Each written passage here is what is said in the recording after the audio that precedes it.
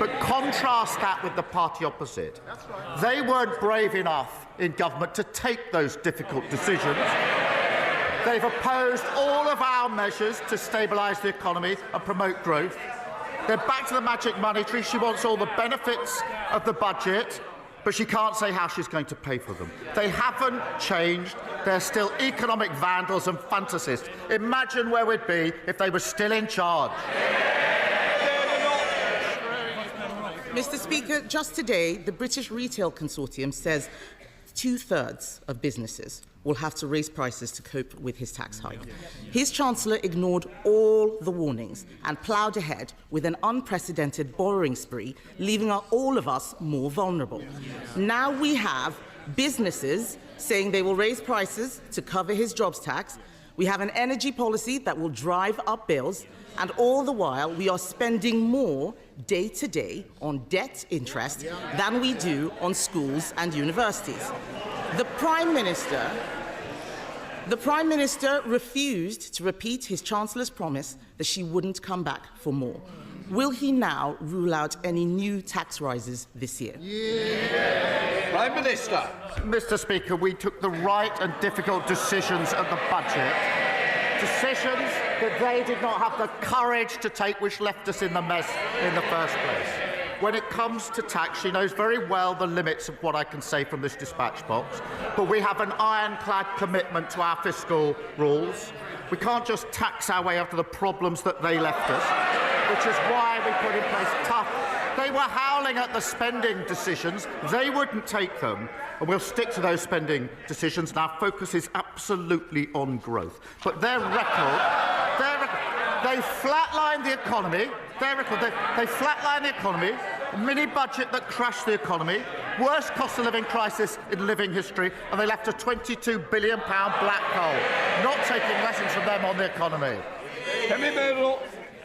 Mr. Speaker, the Prime Minister knows very well the OBR found no such black hole. And he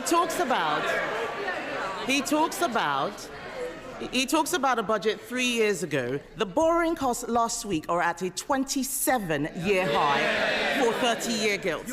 The Chancellor is apparently promising to be ruthless in reducing spending. Let me suggest something that he should cut. There is no way that we should be giving up British territory in Chagos.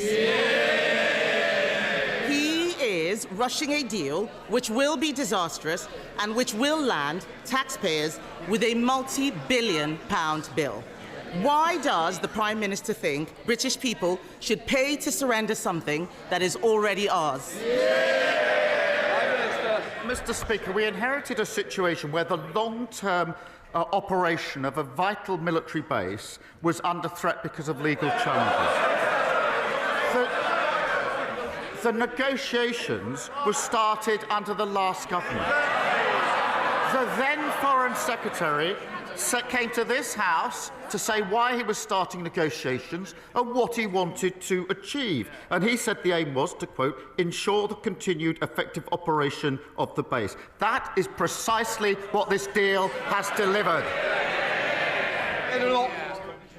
Mr. Speaker, there is no one he can blame for this dud deal except himself. At the budget, Labour were congratulating themselves for having the first female Chancellor, instead of ensuring the country had someone actually qualified to do the job. The Prime Minister...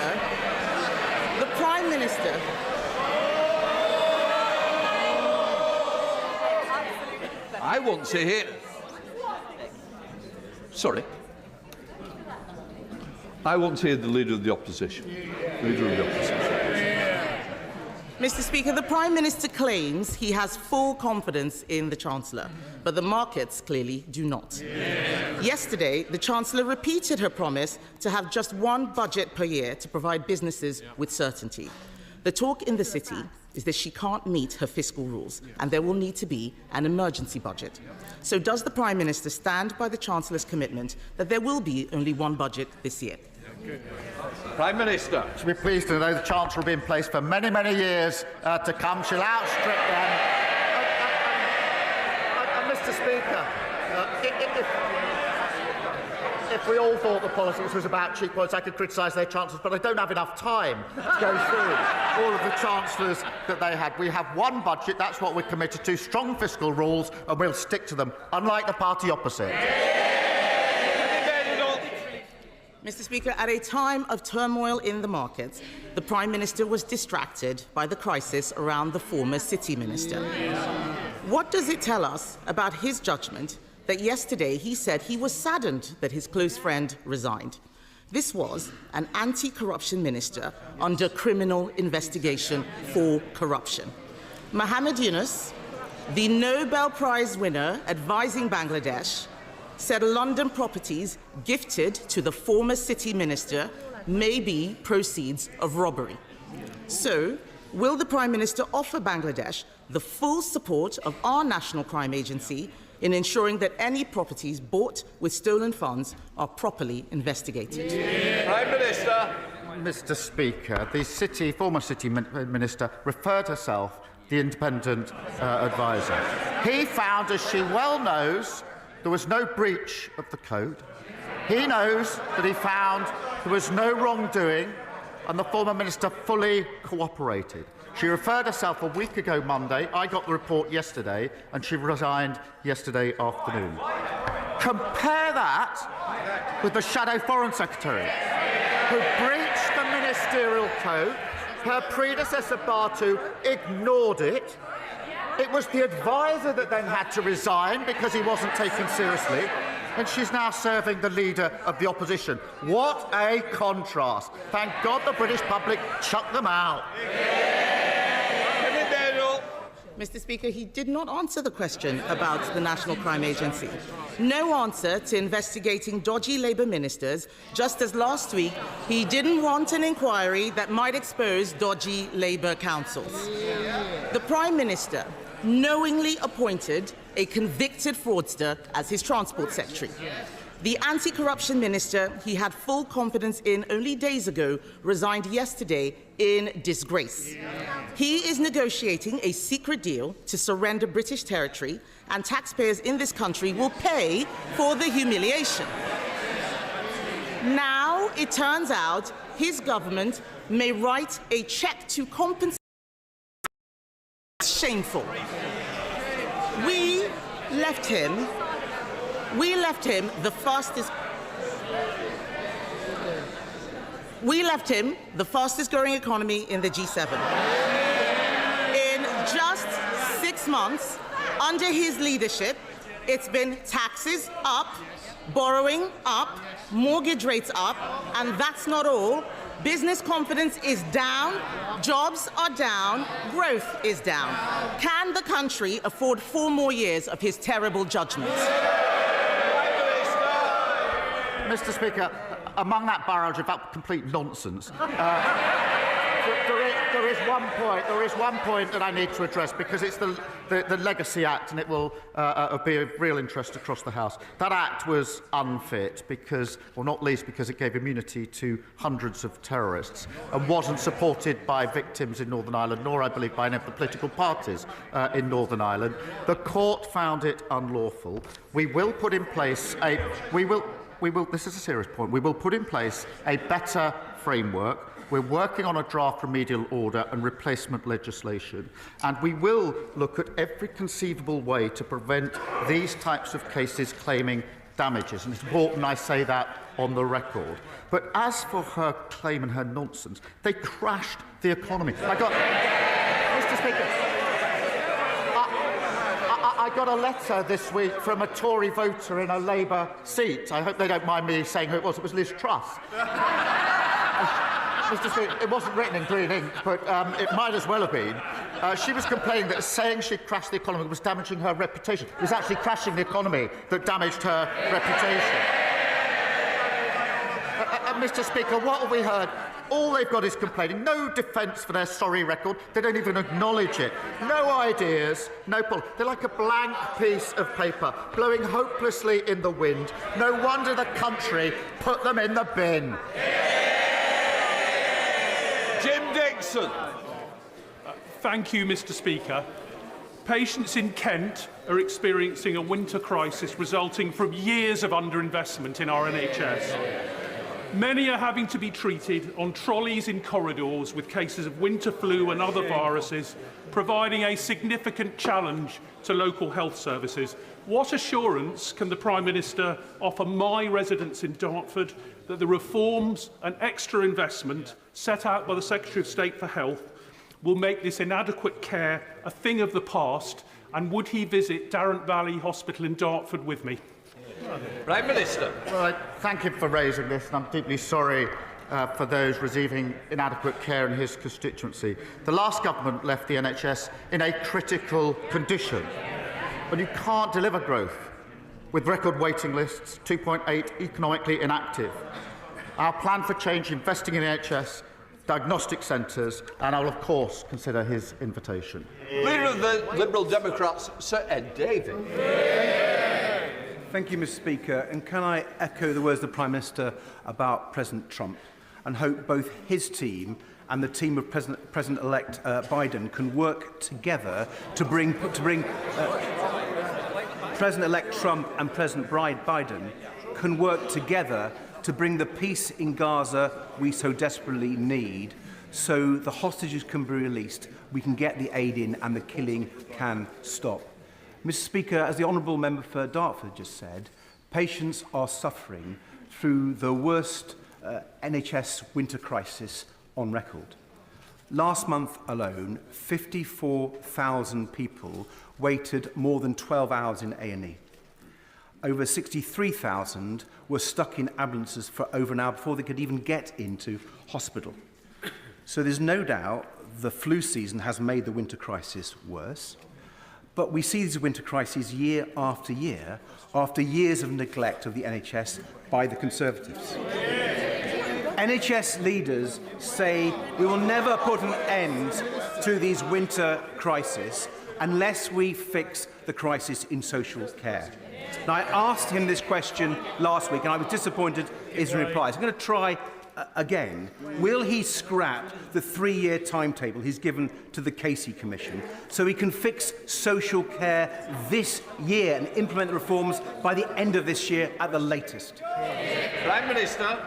Mr. Speaker, on the talks towards a ceasefire, we are encouraged by the talks. I think the whole House would urge all to come to an agreement and have the hostages released. We all understand the absolute torture that their families are going through every single minute, every single day that this continues. So we hope that there can be progress there. In relation to the NHS, he's absolutely right. The party opposite left it on its knees. There's no point groaning. It is absolutely disgraceful that the NHS was left in the state that it was in.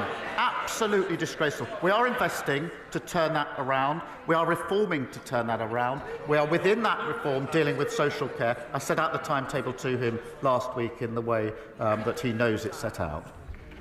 Sir Ed Davey. Speaker, I'm particularly disappointed by the Prime Minister's position on social care, and I'm going to keep coming back to this issue because unless we fix it, we won't fix the NHS. But turning now to the economy, an idea for the Chancellor to grow the economy. As President-elect Trump prepares to take office next week, there are reports that a number of wealthy, high-skilled Americans are looking to come to the UK for fear of what President-elect Trump will do to their country. But because the Conservatives so broke the immigration system, many of them are finding there's no visa that they can apply for.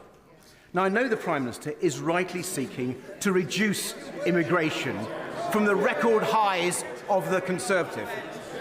But does he agree, if people like this want to come to our country, to bring their money and their skills so we can grow our economy and pay for our public services, they should be able to? Minister.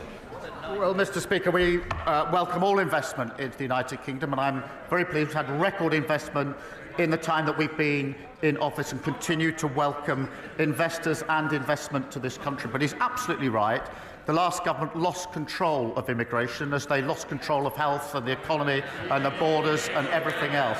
And it was, of course, the Leader of the Opposition who was championing the driving up of the numbers. So we will bring those numbers down. We'll get it back under control. We'll encourage investment.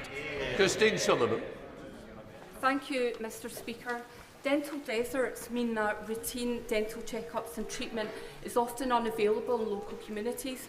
In my constituency, we've had a dedicated space for a dental practice in the Blackburn Partnership Centre since 2018, but NHS Lothian has been unable to secure a dental practice. What steps will the Prime Minister take to work with devolved governments to improve access to local NHS dentists across the UK? Prime Minister. Well, I thank you for raising this issue, and it shows the state of public services under the SNP. Mr. Speaker, if you can believe it, a third of Scots struggle to access dentistry, and a quarter of Scottish children start primary school with tooth decay. That is really shocking. Clearly, there's much more the SNP should be doing. They should be ashamed.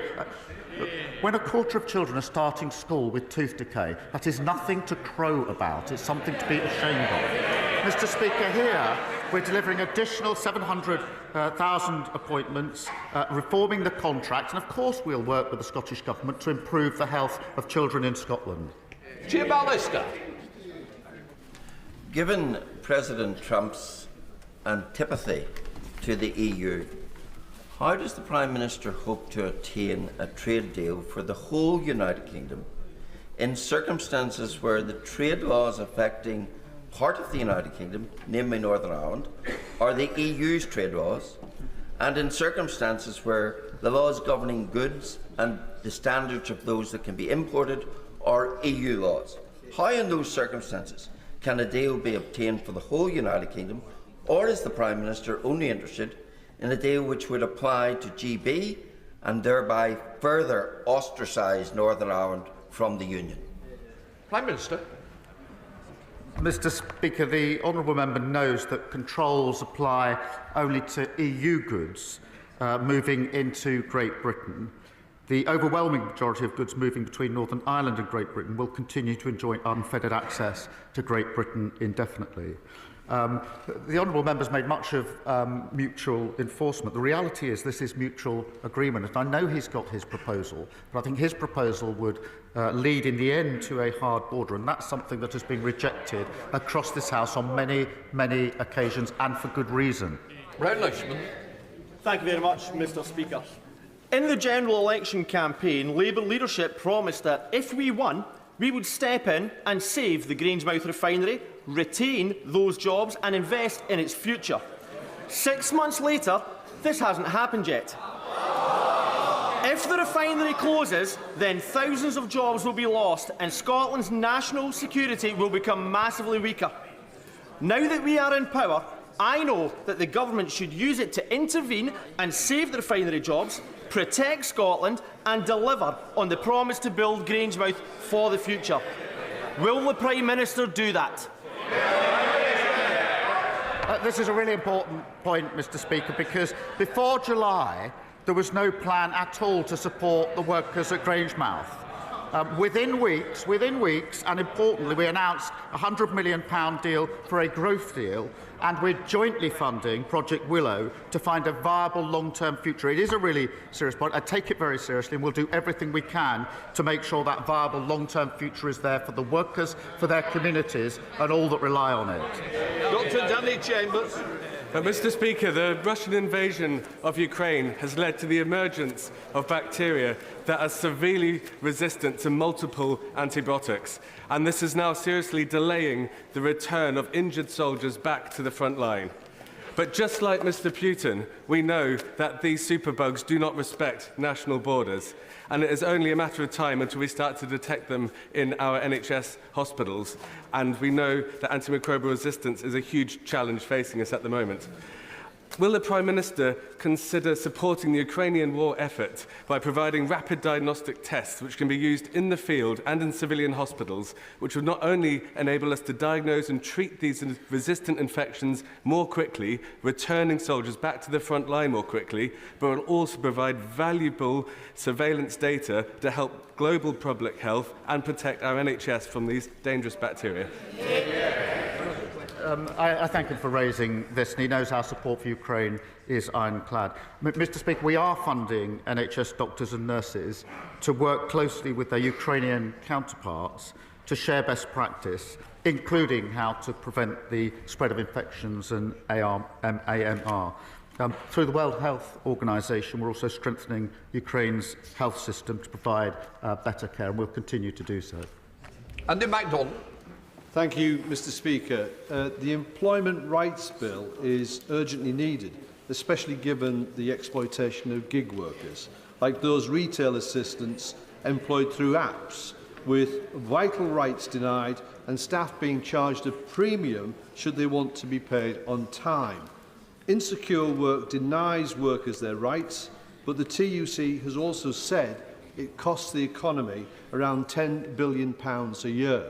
So will the Prime Minister agree with me that having a single status of worker will help end such abusive practices, give workers security and significantly benefit the economy?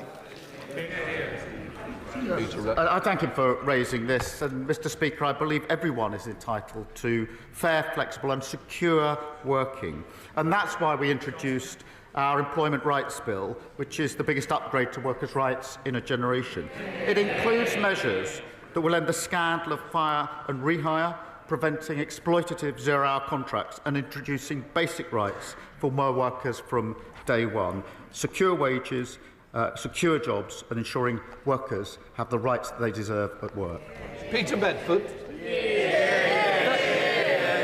Thank you, Mr. Speaker. Age UK Leicestershire have done a sterling job over the last few months, supporting pensioners who have lost the winter fuel payment as a result of his government's budget. They now face a staggering £400,000 increase in their costs as a result of the increase in national insurance. What advice can the Prime Minister give to charities like Age UK, who now have to decide whether to cut jobs or slash services to some of the most vulnerable in society? Prime Minister. Mr. Speaker, the advantage, I suppose, of the Leader of the Opposition having no policies is that they can say completely contradictory things without breaching their policy. But they want the benefits of the budget, but none of the tough measures to support the budget. We have, Mr. Speaker, we've taken the decision in relation to pension credit and pension allowances, but because of our commitment to the triple lock, there will be an upgrade in April of this year of £460 billion. But, Mr. Speaker, what I noticed that before Christmas, the Shadow Chancellor said that the triple lock is unsustainable. Unsustainable. So that's their position. Pensions going up under this government because committing to the triple lock unsustainable is their argument. Graham Morris. Later this month, the Constituency will mark the anniversary of the tragic murder of Holly Newton. Will the Prime Minister and Home Secretary look urgently at the calls from Holly's mother, Michaela Trusser, to lower the age that a person can be recognised as a victim of domestic abuse? Prime Minister. Can I thank the honourable member for raising this tragic case? And it is a really important issue. We've seen an increase in violence in teenage relationships in the last decade. And, Mr. Speaker, I've been continually shocked by research that shows that at a younger and younger age, there's abuse in relationships. So we do need to look at this at the earliest opportunity to how we properly protect girls. But I'm very grateful that this tragic case has been raised. Thank you, Mr. Speaker. Since becoming a Labour leader, has the Prime Minister ever discussed or communicated with Philippe Sands KC about the Chagos Islands? Yes. No. Prime Minister. I'll get him in. I'll get you in, yeah. Right. Rachel Maskell. Thank you, Mr. Speaker.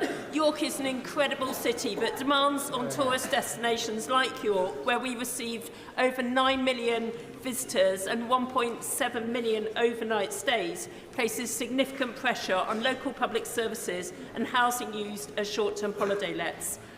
What steps will the Prime Minister take to equip local authorities to better balance the benefits of tourism with the additional costs to our communities? Well, Mr. Speaker, tourism is vital to our economy, and particularly in cities like York. Places can already choose to introduce a voluntary levy on overnight stays. Our focus is supporting industry, including by providing a 40% relief for retail, hospitality and leisure properties, and permanently lowering their rates from next April. Matt Vickers. Thank you, Mr. Speaker. Margaret from Stockton is furious. Stockton's Labour Council are axing her weekly bin collection, scrapping free high street parking and closing her local recycling centre, all while employing a ridiculous number of people on £100,000 salaries. But she's even more furious because they're taking on another one. Behind closed doors, probably in a darkened room, they've created a new interim role for the managing director's best mate on £900 a day. It's never been approved by the council. It's never been advertised as a job. Margaret's right to be angry, isn't she, Prime Minister? Mr. Speaker, I'm sure Margaret would be very pleased to see the incredible investment that's going into the area, the 4,000 jobs which is growing the economy. The state of our local councils was left completely damaged after the last government. She knows that. Everybody knows that. Graham Morris. Thanks. You never have too many Morrises. To its credit, in its first budget, this Labour government transferred the Mine Workers Pension Scheme Investment Reserve Fund, benefiting nearly 4,000 former miners and miners' widows in my constituency. However, almost 700 British Coal Staff Superannuation Scheme pensioners in my constituency were excluded. Will the Prime Minister correct this injustice and ensure BCSS beneficiaries, many now elderly and in very poor health, are treated equally to their core workers in the MPS? Prime Minister. Can I thank him for his dedicated campaigning on this issue? I am proud that this government has overturned a historic injustice, boosting the pensions of over 100,000 former mine workers. We are, Mr. Speaker, working closely with the coal staff trustees to consider their proposal, and I'll ensure the Industry Minister keeps him fully updated. Joe Roberts. Thank you, Mr. Speaker. My constituents on the Isle of Wight are entirely reliant on foreign-owned, debt-laden, unregulated ferry companies for essential travel. But in the United Kingdom, public transport is regulated and subsidised, like buses, trains, Scottish ferries. Does the Prime Minister agree with me this Isle of Wight anomaly must come to an end? And will the government intervene in order to protect passengers from excessive ferry prices and bad services? Prime Minister. Well, I thank him for raising this, and he's right. The ferry services for his constituents have simply not been good enough, and I know that both he and my honourable friend, the member for the Isle of Wight West, share a commitment to ensuring their constituents receive a better service. The Maritime Minister has met the ferry and hovercraft operators, the leader of the Council and other stakeholders. There will be further meetings, and I'll make sure that he is fully informed by the Minister of the progress on this issue for his constituents. Patricia Ferguson. Thank you, Mr. Speaker. This year marks the 850th anniversary of my home city of Glasgow. One of the key aims of the celebration is to speed up ambitions around the City Council's grand challenge of tackling poverty and inequality and of increasing prosperity and opportunity, themes that chime very clearly with this government's agenda too. So will the Prime Minister join with me in congratulating Glasgow on this milestone, and does he agree with me that people really do make Glasgow? Prime Minister. Well, I thank her for raising this. Glasgow is a great city, and I'm very happy to join with her in congratulating the people of Glasgow on the 850th anniversary. They have made and will continue to make a huge contribution to this country. Jack Rankin. Thank you, Mr. Speaker. Today marks 467 days in captivity for Avinatan Or, just one of the over 100 hostages Hamas still cruelly hold. Avinatan is my age. He has his whole life ahead of him. I felt the raw pain of his family when his mum, Ditsa, a British citizen, shared her story with me as part of the Twin a Hostage campaign. Can the Prime Minister assure me he is doing everything in his power to ensure all the hostages are returned, so Avinatan can be at home where he belongs with Ditsa and his girlfriend, Noah? Prime Minister.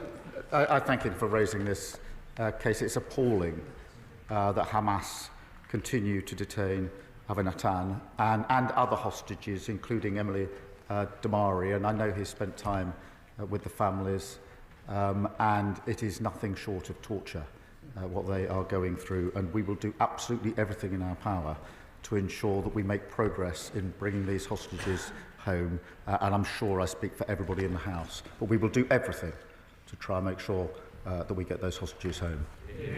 Final question, Jonathan Brash. Thank you, Mr. Speaker. My constituent, Richard Lee, has waited over 43 years for answers about the disappearance of his daughter, Catrice, from a military base in Germany in 1981. She was just 2 years old. The Royal Military Police, the MOD and successive governments have failed to get answers that he deserves, throwing up barrier after barrier to justice. Will the Prime Minister agree to meet with Richard and myself to finally give this Hartlepool veteran a way forward to uncover the truth about the disappearance of his daughter? Prime Minister. Well, I thank him for raising this deeply distressing case, and our thoughts and sympathies are obviously with Richard Lee and his family. The Defence Serious Crime Unit, Mr. Speaker, continue to appeal for new evidence in this case, and I will make sure he has a meeting with the appropriate minister to discuss progress. Thank you.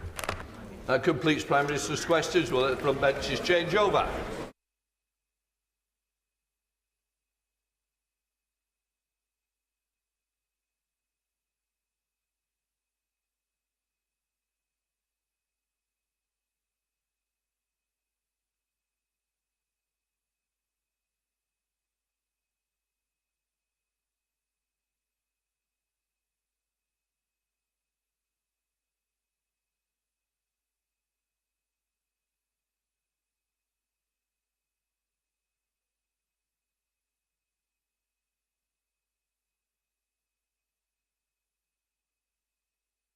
Right, we now come to the urgent question. Dr. Neil Hudson.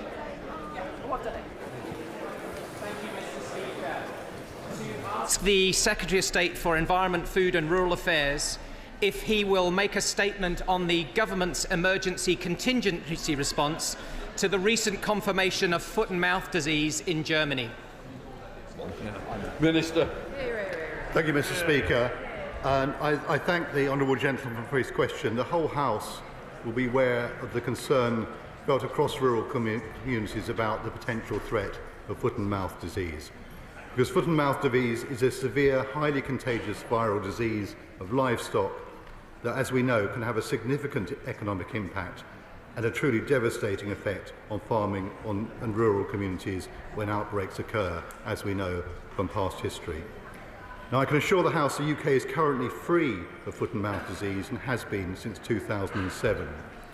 But following the confirmation on the 10th of January of foot and mouth disease in the German state of Brandenburg, DEFRA has taken rapid action to protect the UK, including suspending the commercial import of susceptible animals from Germany and restricting personal imports of animal products from across the European Union. And I can assure the House the government will do whatever it takes to protect our nation's farmers from the risk posed by foot and mouth. Risk levels for the UK we have increased to medium. And last night, the Chief Veterinary Officer and I spoke directly with the federal German minister and his officials. The government has taken decisive and immediate action. The import of cattle, pigs and sheep from Germany has been stopped to protect farmers and protect their livelihoods. We will not hesitate to add additional countries to the list if the disease spreads. And I can inform the House that the Chief Veterinary Officer this morning has confirmed that while Germany's surveillance continues to be ongoing, they have not as yet detected any further cases. Now, foot and mouth disease guidance is available on government.uk, and livestock farmers are urged to be extra vigilant and report any suspect disease to APHA immediately. And the UK Chief Veterinary Officer is also urging livestock keepers to remain vigilant to the clinical signs of FMD. I reiterate, there are no cases in the UK currently. I would also reassure the House that FMD poses no risk to human or food safety, but it is a highly contagious viral disease of cattle, sheep, pigs and other cloven-hoofed animals. Livestock keepers should therefore be absolutely rigorous about their biosecurity. And the Government is absolutely focused on responding to the animal disease threats we face, protecting animal health and welfare. Upholding high biosecurity standards is paramount to protecting and promoting food production and food safety, both animal and human, and support our economy and trade. And that's why we've invested a further £200 million in the UK's main research and laboratory testing facilities at Weybridge to bolster protection against animal disease. Now, whilst we stand ready to protect our livestock from the threat of foot and mouth disease and other exotic disease, we also offer our support to our European neighbours as they face this threat to their livestock, farming and rural communities. I can assure the House the Government will be decisive and take the necessary action to protect our farmers from foot and mouth disease. Minister Dr. Neil Hudson. Thank you, Mr. Speaker, and thank you for granting this question. I declare a strong personal and professional interest. As a veterinary surgeon, I supervised some of the animal culls in the 2001 outbreak, witnessing sights I never want to see again in my lifetime, Mr. Speaker. The confirmation on January the 10th of foot and mouth disease in Germany, with subsequent slaughter and movement restrictions, is sending shockwaves around Europe and the UK. We have requested this question as no statement has been provided to the House on Monday or Tuesday. My colleague, the Shadow DEFRA Secretary, is not able to be with us today as she is at the Llama Show in Birmingham speaking to agricultural manufacturers and farmers. In 2001, the foot and mouth outbreak resulted in more than 6 million animals being culled and cost £12.8 billion in today's prices. It devastated the farming community, and farmers want reassurance that action is being taken to protect our borders, their livestock and their livelihoods. The mental health impacts of foot and mouth, Mr. Speaker, cannot be overstated. Can the Minister reassure us that the announced movement restrictions are fully in place for animals and products coming to the UK from the affected area? Will the Government think about extending the ban to personal imports of meat and milk products unless accompanied by veterinary documentation? And can he update us on the work tracing possible movements of products from Germany? Also, what advice is there about movement of people and vehicles from the area in terms of fomite transmission of the virus? And heaven forbid, Mr. Speaker, if foot and mouth ever entered the United Kingdom, what is the situation regarding vaccine supply and potential deployment? Finally, I want to again pay tribute to the chief vets, the veterinary, animal officers, scientists and officials at the Animal and Plant Health Agency who do so much to keep our country biosecure.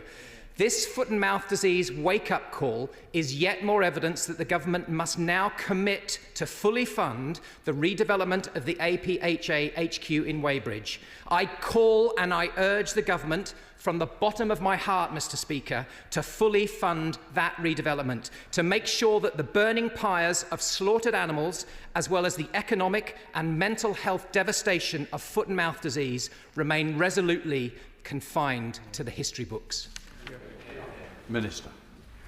Thank you, Mr. Speaker, and I fully appreciate the expertise and the passion that the honourable gentleman brings to this subject. He knows of what he speaks. I hope I have, in my initial reply, made it clear just how seriously the Government takes these issues.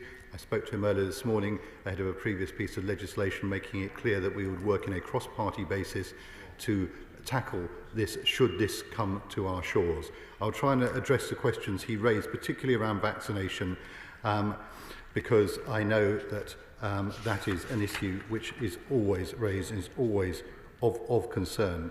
We're absolutely ready in case that is a control that we need to implement, but the advice in general is that with regards to control measures, if an outbreak were to occur in the UK, in addition to culling and immediate movement controls, vaccination is a control option that will be considered by DEFRA and devolved administrations at the outset of any outbreak. I can also assure him that the UK Vaccine Bank holds vaccines for a range of foot and mouth disease serotypes. I can also assure him that there is good close working with the devolved administration